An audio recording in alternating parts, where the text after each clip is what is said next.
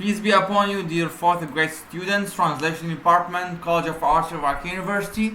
This is your instructor Dr. Ibrahim Bati. I'll be lecturing you today a new topic with regard to simultaneous interpreting. It's about interpreting a documentary movie with regard to a dying father and his son.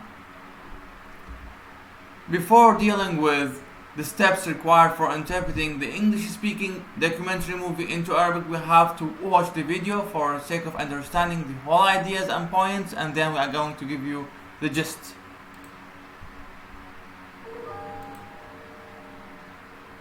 Let me tell you about this son called Adam. It was his 18th birthday, and he could not wait to get this new car from his dad. He waited 2 years for the car of his dreams. He thought he was about to receive it. When his father finally gave him his birthday present, he opened up the bag with excitement, only to find a book. And instead of being grateful, he lashed out. This moment was defining for Adam and his dad's relationship. As the years went by, Adam began to ignore his father more and more. He was holding on to this grudge. He started to choose work over any quality time with his father or his family. Even when he would talk to his dad, it was always cut short. He was always trying to avoid it. Until he got a call from his mother that his father was ill. He drove home that time thinking about all the ways he could have been there for his dad in the past when he wasn't. All of those regrets were flashing through his mind. When he got back, he was able to be there for his father's final moments. When he started to help his mom clean out the house, he stumbled upon the book he received so many years ago from his dad. He realized he had never even opened the book. When he did, he found a key with a note inside from his father. The note read, "Son, you may be finding these keys weeks after your birthday, or maybe even years. But I know this will find you at the perfect time in your life." There is an important lesson here. We all want material things. We all wish and hope for a new car, new clothes, a new home. But those things can't come to you so easily. You have to learn to work for them. You have to learn to take the wisdom of our elders, whether those are our parents or our peers, along with the gifts they give us. All I wanted to do was give you a new car, but it's important to learn the lesson of earning the things you want. Right here are the keys to my garage. In here you will find all the cars I've been working on since I married your mother. I hope that you can continue my work with them and hopefully take them out one day. I always want the best for you, son. I love you. So many of us have expected so many things from our parents. The truth is, love is shown through time. Love is shown through energy. Love is shown through attention. Love is shown through presence. Not presents, not gifts, not things, not material things. Love can be shown in so many ways. It's so important that we're aware as to how we're receiving it. They say that the day you realize your parents are right, your kids are telling you that you're wrong. And I'm sure we'd hope that our kids would give us a second chance. And if that's the case, then maybe we should do the same with our parents.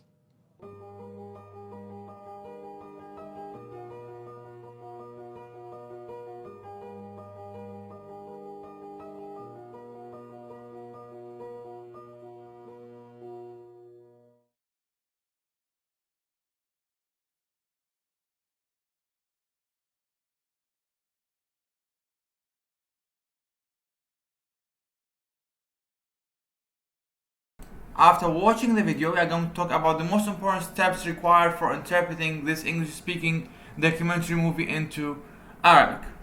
First of all, we have to concentrate on the most important pillar of simultaneous interpreting. It's called speaker's embodiment. يجب أن نركز دائما وفي كل محاضرة على العمود الفقري الأول، أساس الترجمة الفورية تجسيد دور المتحدث لفظيا. نحن دائما نكرر هذا الموضوع في كل محاضرة، لأن هذا الموضوع يمثل المحور الرئيس في الترجمة الفورية. It's the most important component of simultaneous interpreting because fourth grade students must make the audience feel that the speaker addresses them in different language. Then the simultaneous interpreting is successful. يمثل تجسيد دور المتحدث لفظيا أهم عنصر من عناصر الترجمة الفورية، وعندما ينجح المترجم الفوري في إقناع المتلقي أن المتحدث يتحدث معهم بلغة أخرى، وبهذا يستطيع أن نقول أن المترجم الفوري طالب المرحلة الرابعة قد وصل إلى مرحلة ناجحة في الترجمة الفورية. The theme of the documentary movie, it's about something important. It's a documentary movie that set in motion about a dying father and a teenage boy and how the father in question wants to give his son a lesson in life. إذا يتعلق ويتمحور ثيمة هذا الفيلم الوثائقي عن ماذا؟ عن أب يحتضر يريد أن يعطي ولده درسا في الحياة. The speed of the documentary movie, سرعة كلام المتحدث في الفيلم الوثائقي, it's somewhat normal. It means that it's neither slow nor fast, it's in between. This is why fourth grade students must get benefit from this point during the process of simultaneous interpreting. طبعا سرعة خطاب المتحدث في الفيلم الوثائقي ليست سريعة ولا بطيئة بل متوسطة، وبهذا نستطيع أن نقول طلبة المرحلة الرابعة يجب أن يستفادوا من هذه النقطة الحاسمة في الفيلم الوثائقي أثناء الترجمة التعقبي. بمعنى آخر لا يجدون إجهادا كثيرا على معالجة هذه البيانات وإنتاجها باللغة الأخرى، لأن السرعة متوسطة وليست سريعة تجهد وحدة المعالجة المركزية الخاصة بهم المتمثلة بعقولهم. The clarity of the voice, نقاء صوت المتحدث. Narrator's voice is somewhat clear because there is a music added to the documentary movie.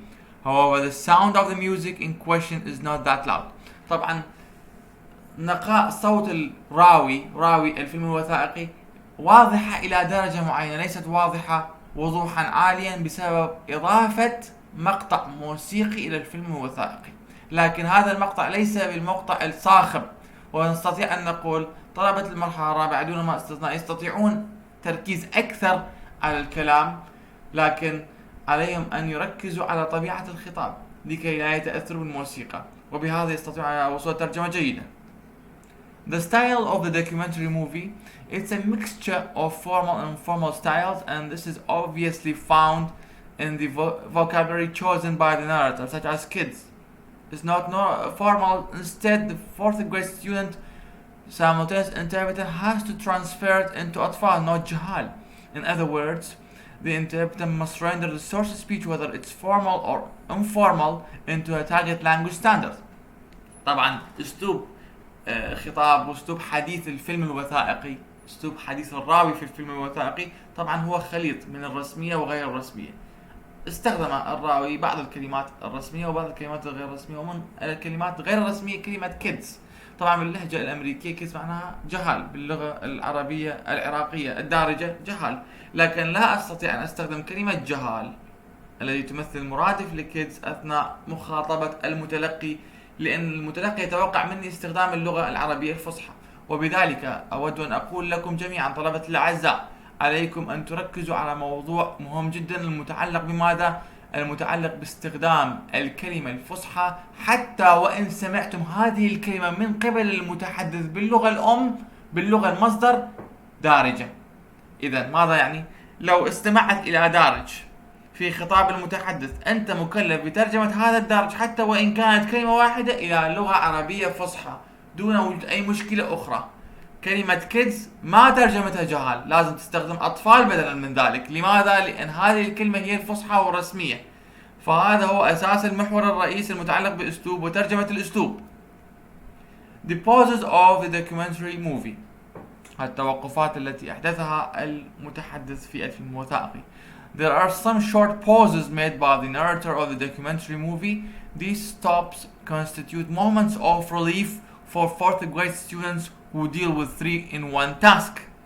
طبعا التوقفات قصيرة لفترة قصيرة جدا، تكاد تكون ثانيتين أو ثانية واحدة، لكن هذه تمثل راحة جيدة للمترجم الفوري الذي يعمل في مهمة 3 أمور في آن واحد. المترجم الفوري يلتقط ويعالج ويترجم في نفس الوقت، فبهذا يستطيع أن يرتاح نوعا ما حتى وإن كانت هذه التوقفات ثانية واحدة، يستطيع أن يريح عقله من هذا الضغط الحاصل عليه. The employment of foreign vocabulary. The narrator didn't make use of foreign language vocabulary in the body of the documentary movie, and it's expected to see good interpreting from fourth grade students' side due to the point mentioned above. طبعا لم يستخدم الراوي أي كلام أجنبي أو أي عبارة أجنبية في تقديم هذا الفيلم الوثائقي، لذلك يتوقع من طلبة المرحلة الرابعة دون ما استثناء أن ينتجوا ترجمة فورية جيدة نتيجة لعدم وجود أي خليط أو أي شيء غير متجانس في الخطاب.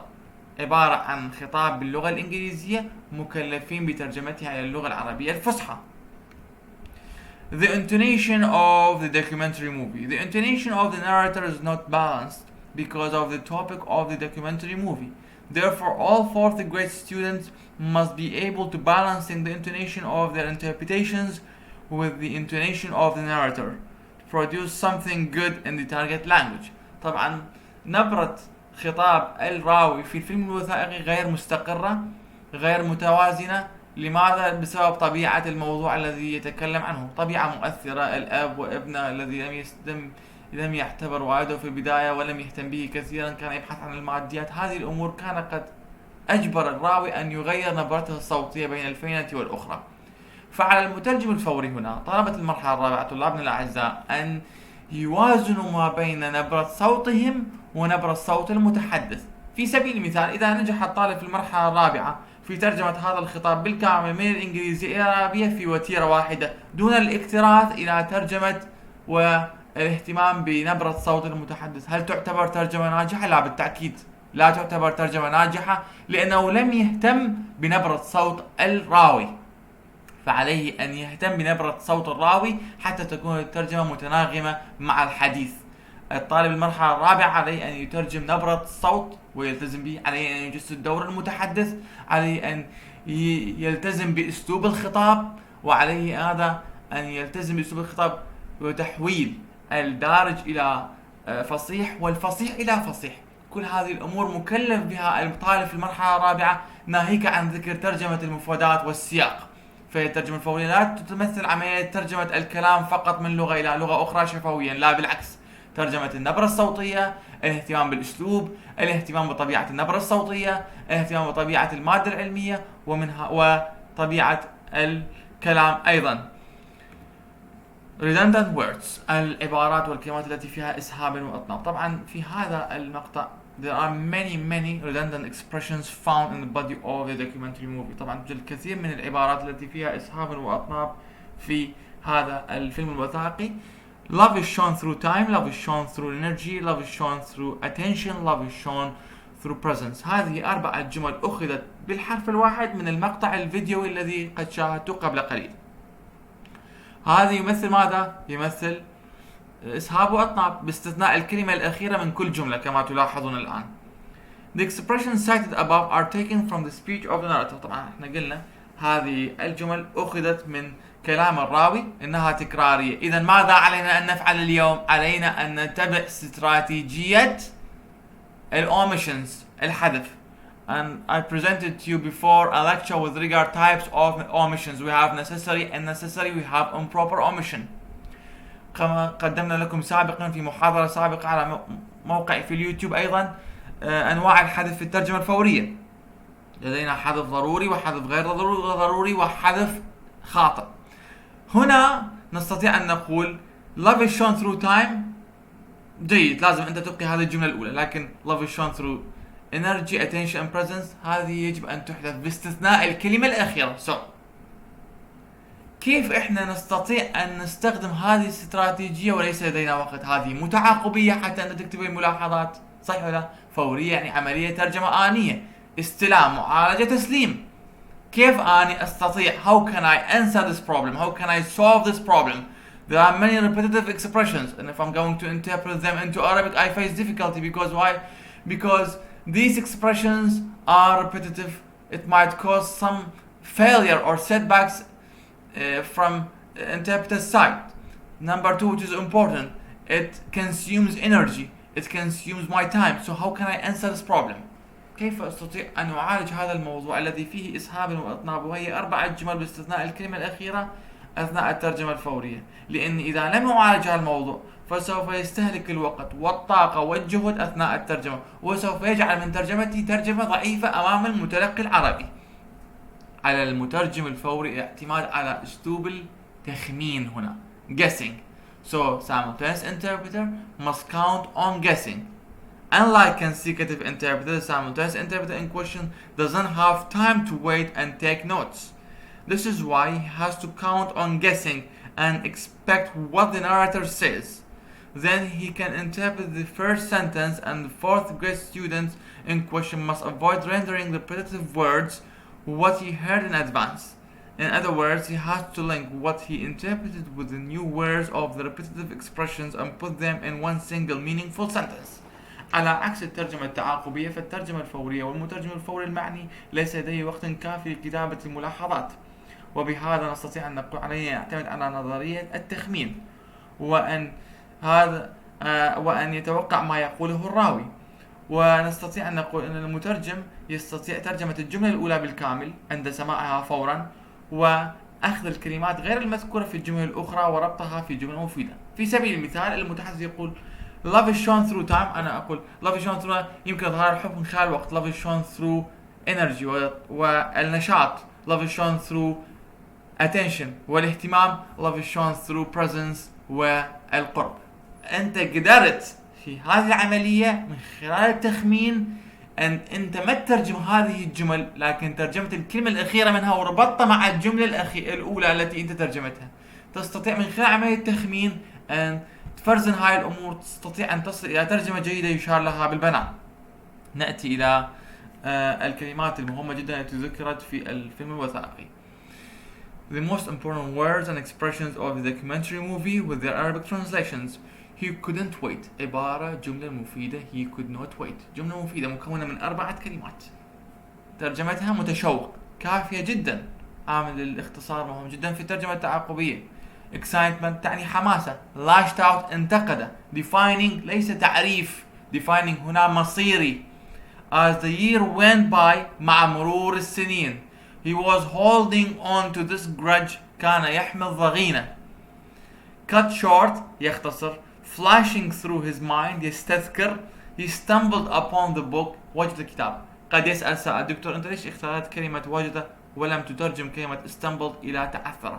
لأن في المقطع الفيديو الذي قد شاهدتوه اليوم في المحاضرة وجدنا أن هذا الولد لم يتعثر بالكتاب بل وجده على الطاولة، فبدلا من أن نقول تعثر بالكتاب نقول وجده، وهذا هو الأصح. The day you realize your parents are right, your kids are telling that you are wrong. عندما تدرك أن والديك محقان يقول لك أولادك أنك مخطئ. وبهذا قد وصلنا إلى نهاية المحاضرة. أتمنى أنكم قد استفدتم كثيرا من هذه المحاضرة، والسلام عليكم ورحمة الله وبركاته.